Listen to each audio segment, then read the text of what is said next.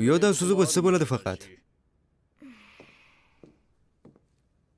Sayohatimizni yaxshilab o'ylab ko'rmabsan. Iltimos, faqat shuni menga gapirmagan.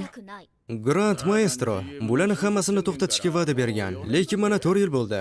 Qiziq, biz yana qancha berkinib yashirganmiz, a?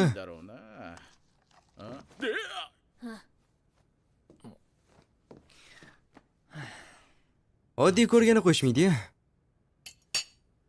Maestro, men energiya zaxiramni to'liq to'ldirdim. Endi jang qilishga tayyorman. Jangmi? To'g'rimizda, ikkalani his qilaman. Ishonchim komilki, ularni bir zarbada yuta olaman. Shuna qilib, yo'lni tozalay olishimiz mumkin. Va bu qurilmadan ham maza qilib musiqa eshitishimiz mumkin.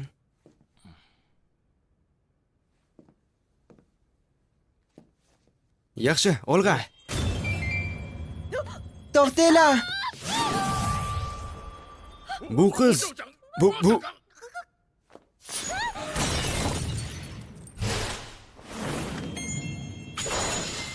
Eshikni sindirmasdan chiqishni qachon o'rganasan?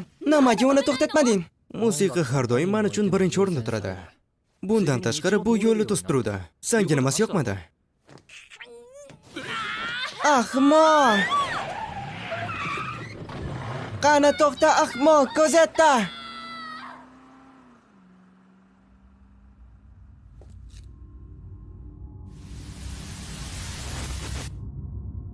Qanaqangi kuchli maxluqa, u yo'da o'zini ishda bor va bu boshqa daraja. Mag'lubiyat.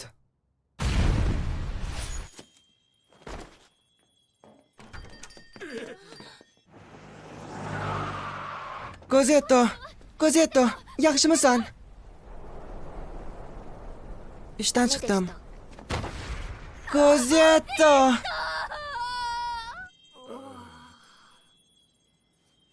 Bolam, tirikmisan? O'ylab ko'ringlar-ya, dirijor va musiqa san'atkori bizani joyimizga tashrif buyurdi. Saningcha, ular bizani qutqarish uchun keldimikan? Kelinglar boshqatdan ko'rib chiqamiz. Bir eslanglarchi, bizani maqsad nima edi?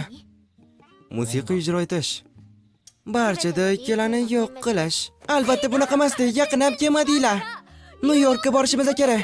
Va u yoqda Kozettoni tuzatishimiz kerak. Nimaga doim buni unutasizlar? Agarda shunaqa davom etaveradigan bo'lsa, biz hayotda ham o'tga yetib bora olmaymiz. Katta ehtimol bilan shunaqa bo'lishi mumkin. Biz maestro bilan birga zaiflashib, ertaroq ketishimiz mumkin edi.